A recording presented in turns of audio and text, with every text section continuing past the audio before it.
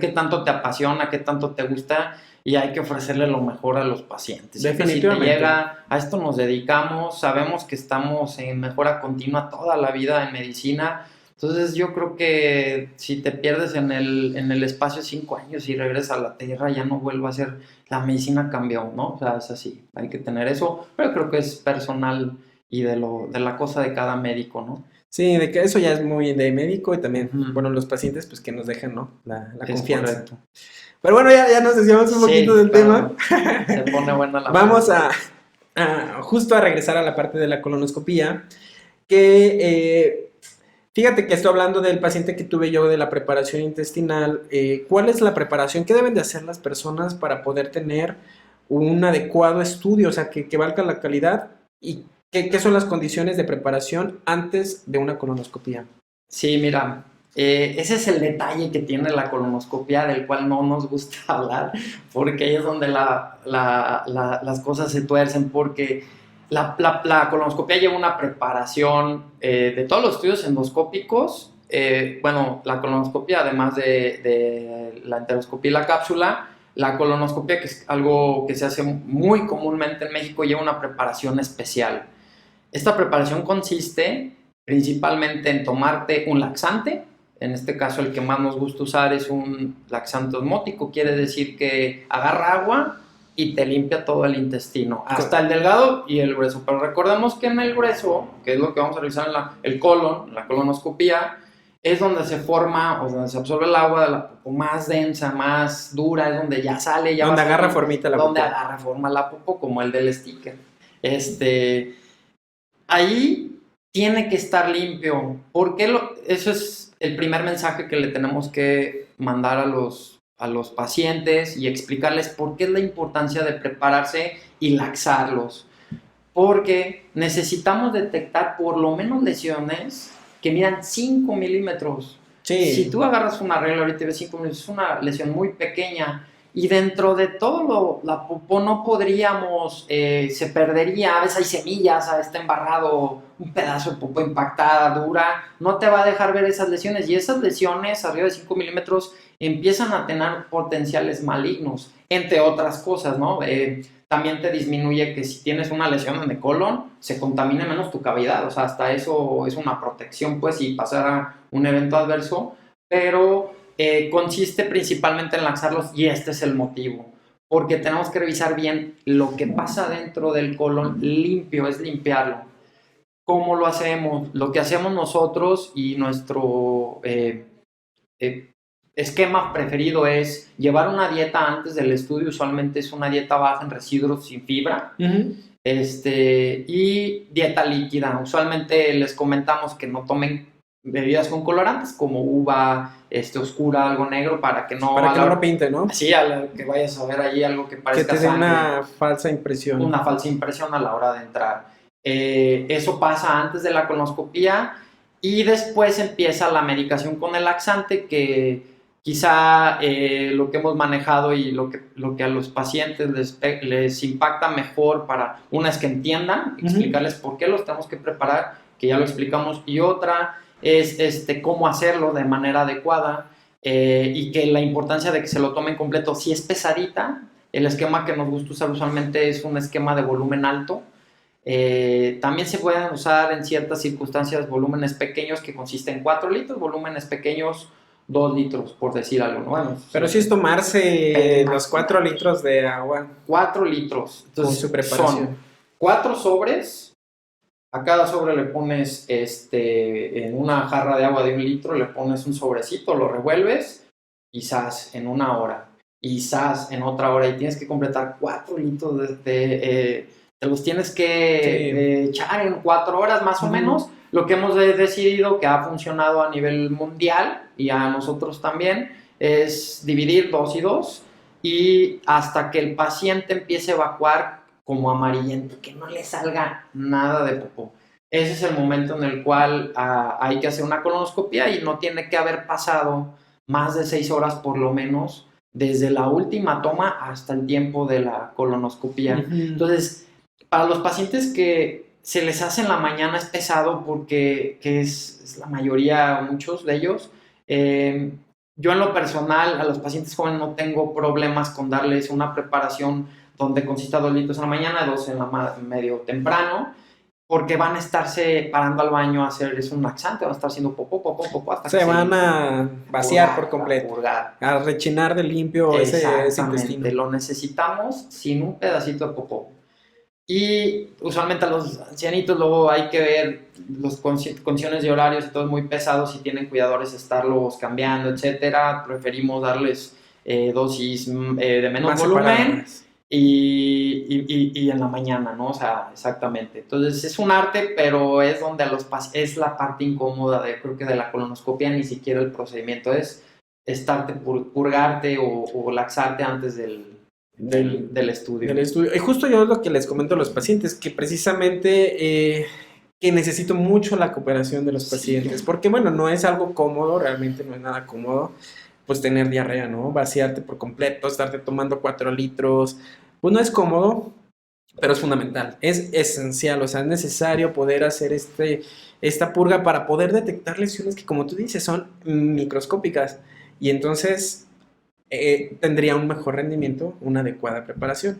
Es un mal para un bien. Sí, y lo calificamos. Sí, O claro. sea, la colonoscopia tiene medidas de calidad, o sea, a nivel internacional, ya poniéndonos más técnicos, y nosotros estamos obligados a reportarles en su colonoscopia. A lo mejor los que no son médicos no saben qué calificación ni qué significa, pero los que son médicos se tienen que fijar en que tengan una buena preparación, que nosotros por ahí le ponemos la escala, usamos la escala de Boston, pero esto habla de una buena limpieza, o sea, al paciente Si siguió las indicaciones tal siguió cual, las indicaciones, ahí va su se va a ver, calificación. y se ve rechinando el colon, y si la ves que es una ayudadota que se preparen bien, hay que serlos bien conscientes, platicarles por qué es la importancia de que se preparen bien y completo. Sí, y yo creo que el horario, las formas como se lo va a tomar, definitivamente no hay como que el médico que directamente te va a hacer el estudio. Personalizarlo, es Sí, correcto. sí, por las horas, y por el tipo de paciente que eres. Es correcto. No hay como que cada quien tenga un traje a la medida. Pero se tienen que laxar. Pero Eso tienen sí, que laxarse sí si o sí. les indican una colonoscopia, tienen que prepararse el intestino. Si llegan sin preparar, te voy a platicar el caso que no me gusta. En la Ciudad de México atendemos muchos pacientes que vienen de Guerrero, Tlaxcala y todo. Son pacientes que es donde es lo que me hiere, pues, que se preparan mal porque no en sus centros no les explicaron bien y solamente hacen un viaje de horas. Y imagínate lo que es estar viajando. Sí, no, pues desde Horas, Guerrero, laxado 6 y horas, 8 para horas. que le digan no sirve. Y durante el puede. trayecto con diarrea, ¿no? Pues no es una- De nada sirve meter la cámara. Si no se prepara bien, Chuy, aumentamos una parte que no es de calidad. Podemos perforar al paciente porque no vemos nada. Si lo perforamos va a haber más regadero de popó. Se aumenta el riesgo de complicaciones. Es un riesgo de complicaciones y no le va a servir de nada. Uh-huh. No voy a ver si hubiera un pedacito de algo que se va a convertir en cáncer de menos de 5 milímetros, no lo voy a ver. Y se va a ir el paciente y va a regresar en mucho tiempo después con con un problema más grande, pues. Claro, claro. Y precisamente una de las preguntas que habitualmente me suelen hacer, y yo creo que más en TikTok o en YouTube, es si la colonoscopia duele. A ver, híjole, no debe de doler. De hecho, ni siquiera se debe de dar cuenta el paciente de que ya realiza el estudio. Es incómoda quizá, pero no debe de doler. En México hay que entender algo, el procedimiento es un procedimiento de bajo riesgo. Cuando duele, incluso para nosotros como endoscopistas, o una de dos, o falta anestesia, o sea, el anestesiólogo algo está marchando mal allá, dosis, yo que sé, consume más medicamento, o yo estoy a punto de lesionar el colon, porque un poquito técnicamente cuando tú metes el colon, una hiperinsuflación puede sentirse distendido. Eso puede pasar, eso no lo podemos un poquito controlar inflamado, tanto, como pero si... dolor ya es de que le estás estirando al colon con el tubo. Entonces, yo realmente les diría que una colonoscopia no duele. O sea, nos estaríamos equivocando si duele, tan médicamente. Pero no duele, lo que puede pasar es que terminando del estudio tengan muchos gases, muchas flatulencias, porque lo insuflamos cuando usas aire. Hay gente que usa CO2 y tienen menos gas. En lo personal procuramos estar aspirando para que no se sientan tan distendidos y no tengan tanta flatulencia. Y en otras ocasiones hay un poquito de sensación de quedar como con ganas de seguir evacuando, pero dolor, no duele la colonoscopia. Sí, es lo que justo les digo. O sea, habrá momentos en los que quizá el paciente se queje un poquito, pero ni siquiera se percibe, ¿no? O sea, ni siquiera se dan cuenta de eso, porque están bajo sedación, siempre con anestesia. Sí, de hecho es un procedimiento que definitivamente yo considero que sí o sí o sí, anestesia siempre, ¿no? Habrá momentos en los que quizá de una urgencia o algo que se tenga que hacer sin sedación, pero serán casos como muy selectivos y como en un escenario en la sierra de Guerrero y sin anestesia, pues sí, pero la mayoría de las veces yo creo que no debe doler nunca. Y en el mejor de los casos el paciente ni siquiera se entera de que le hicieron el procedimiento. Solo Sí, despierta mareadito y nada más. Ándale, el efecto de la anestesia, del mareo. Yo creo que hasta es más incómodo para ellos la preparación, que les causa un poco de náusea y así, pero como tal el procedimiento no debe de doler. Si duele, algo hay en cuanto al anestesiólogo, al concepto del anestesiólogo y del procedimiento. Nosotros estamos estirando mucho el colon, nos estamos metiendo con asa, y es donde nosotros, si el paciente vemos que se mueve un poquito porque está entredormido, corregimos, ¿no? O sea, es nada más. Nada más. Perfecto, JP. Ya se preparó el paciente, ya está bajo el procedimiento, ya se realizó. ¿Qué riesgos tiene una colonoscopía?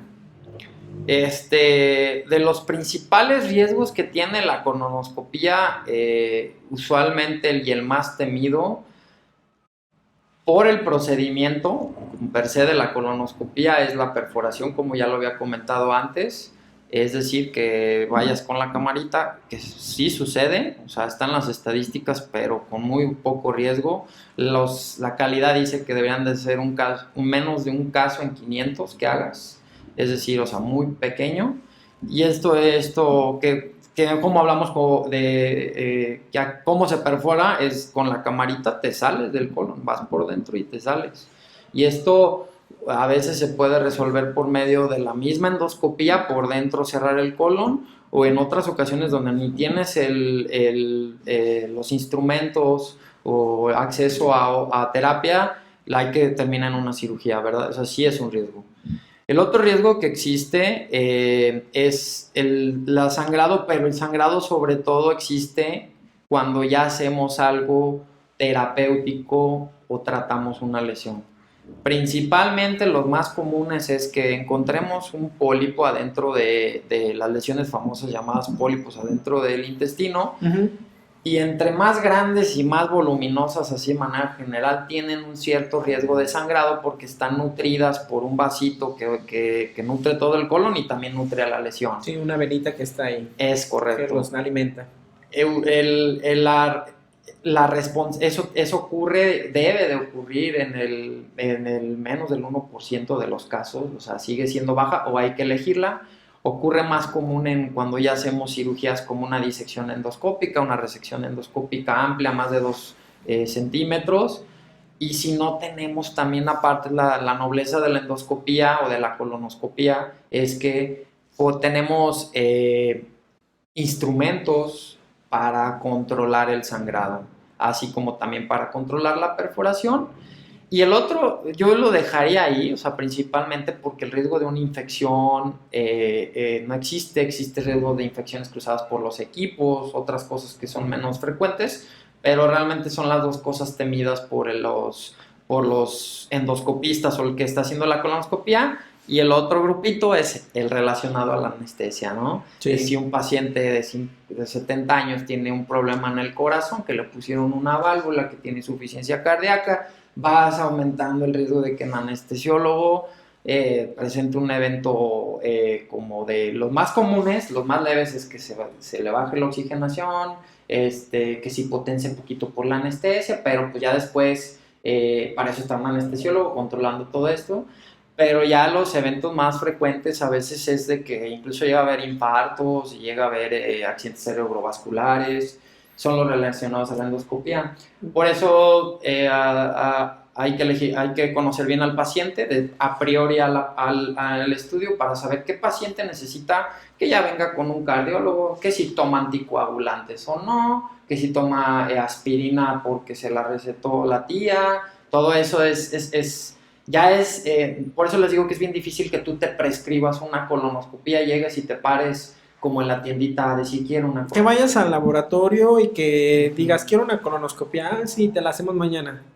No se puede. No se puede. Entonces, afortunadamente en el sangrado lo podemos controlar siempre por la colonoscopia. Las perforaciones, en el mejor de los casos, se controla por endoscopia o por dentro, y si no, acaban en una cirugía. Creo que, y los eventos anestesiología, relacionados a anestesiología, ya es como de cara a las condiciones, si fuma, también si se droga.